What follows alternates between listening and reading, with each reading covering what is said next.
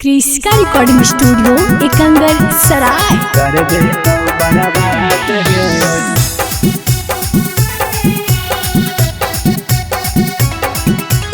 कर दे तो बड़ा बात है।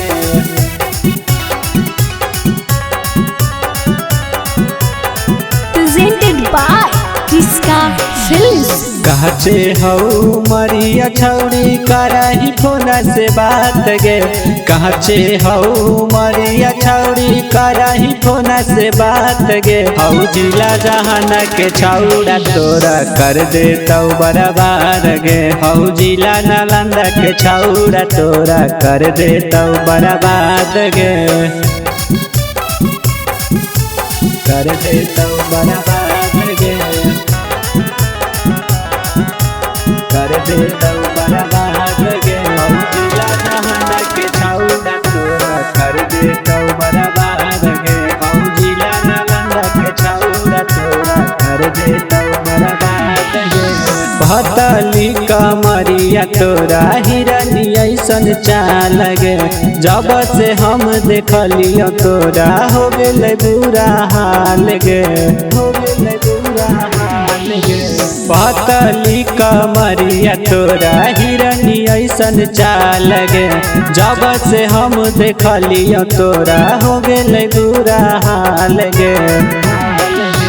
तोरे चक्कर में हे गे सोनामा हो जीवौ बदनाम गे।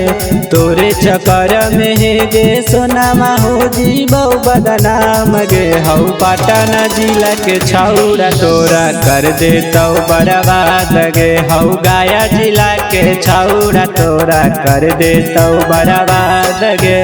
कर दे तो बर्बाद गे।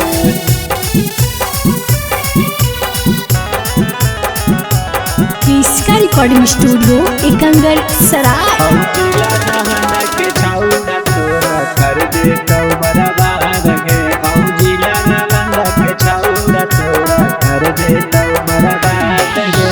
कोई न कुछ करत जाबा देमी तू हमर साथ गे। काहे कराही न खड़ा बा छौरी मानी ले शिवा के बात गे। मानी ले शिवा के बात गे। कोई न कुछ करत जाबा देमी तू हमर साथ गे। काहे कराही न खड़ा बा छौरी मानी ले शिवा के बात गे।